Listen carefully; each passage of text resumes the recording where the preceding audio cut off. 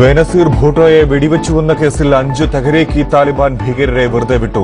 പർവേസ് മുഷറഫിനെ പാക് ഭീകരവിരുദ്ധ കോടതി പിടികിട്ടാപ്പുള്ളിയായി പ്രഖ്യാപിച്ചു. വിധിയെഴുതിയത് 10 വർഷത്തിനു ശേഷം നീണ്ട വിചാരണയ്ക്കൊടുവിൽ. സ്വാശ്രയത്തിൽ സർക്കാരിനെതിരെ വിമർശനവുമായി സിപിഐയും വിദ്യാഭ്യാസ മേഖല കച്ചവടക്കാരുടെ കയ്യിലായെന്ന് കാനം. സർക്കാരിന്റെ കൂട്ടുകച്ചവടത്തിന് വിദ്യാർത്ഥികൾ ഇരയായെന്ന് പ്രതിപക്ഷ നേതാവ്. സുപ്രീംകോടതിയിൽ സർക്കാർ ഒത്തുകളിച്ചെന്ന് കുമ്മനം. ബാങ്ക് ഗ്യാരണ്ടി ലഭിച്ചാലും സ്വാശ്രയ മെഡിക്കൽ പ്രവേശന പ്രതിസന്ധി തീരില്ല.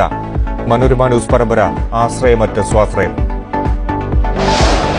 കതിരൂർ മനോജ് വധക്കേസിൽ പി ജയരാജനെ പ്രതിയാക്കിയ അനുബന്ധ കുറ്റപത്രം UAPA ചുമത്തി. ഗൂഢാലോചനയിൽ ജയരാജൻ നേരിട്ട് പങ്കാളിയെന്ന് CBI. കണ്ണൂരിൽ കലാപവും ഭീകരാന്തരീക്ഷവും സൃഷ്ടിക്കാൻ ശ്രമിച്ചെന്നും കുറ്റപത്രം. രാഷ്ട്രീയ വേട്ടയാടലെന്ന് ജയരാജൻ. ജെഡിയുവിലെ ഭിന്നതയ്ക്കിടെ MP വീരേന്ദ്രകുമാർ പിണറായി വിജയനെ കണ്ടു. കൂടിക്കാഴ്ച ക്ലിഫ് ഹൌസിൽ. DMK ജനറൽ കൌൺസിലിന് മുന്നോടിയായി തമിഴകത്തും ഡൽഹിയിലും തിരക്കിട്ട രാഷ്ട്രീയ നീക്കങ്ങൾ. പാർട്ടി നേതാക്കളെയും മന്ത്രിമാരെയും കണ്ട് എടപ്പാടി പളനിസ്വാമി. PV അൻവർ MLAയുടെ പാർക്കിനെതിരെ നോട്ടീസ് അയക്കാൻ കൂടരഞ്ഞി പഞ്ചായത്ത് ഭരണസമിതി തീരുമാനം. ശുചിത്വ മലിനീകരണ നിയന്ത്രണ ബോർഡ് സർട്ടിഫിക്കറ്റുകൾ വീണ്ടും ഹാജരാക്കണം. 15 ദിവസത്തിനകം ഹാജരാക്കിയില്ലെങ്കിൽ നടപടി.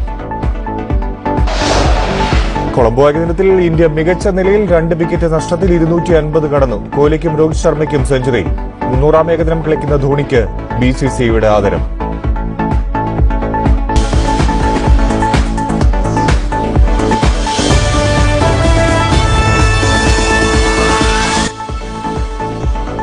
വിശദാംശങ്ങളിലേക്ക്